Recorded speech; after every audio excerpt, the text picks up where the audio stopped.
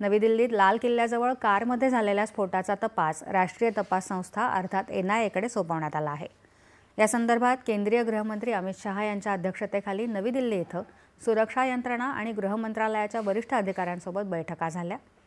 या बैठकांमध्ये सुरक्षाविषयक आढावा घेतला गेला। या घटनेशी संबंधित प्रत्येक संशयिताची कडक चौकशी करण्यात येईल आणि या घटनेची पाळंमुळं खणून काढण्यात येतील। या कृत्याला जबाबदार असलेल्या कोणालाही तपास यंत्रणा सोडणार नाही असं शहा यांनी सांगितलं।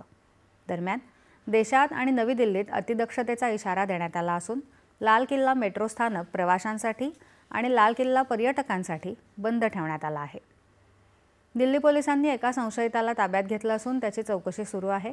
त्याच्या वडिलांनाही चौकशीसाठी ताब्यात घेण्यात आलं आहे।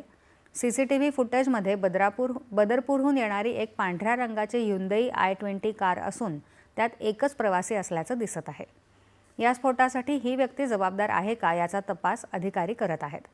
ही कार मोहम्मद सलमान नावाच्या व्यक्तीच्या नावावर आहे असं सध्या सुरू असलेल्या तपासातून समोर आलं आहे।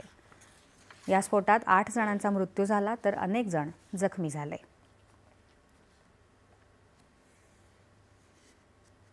यानंतरच्या बातम्या काही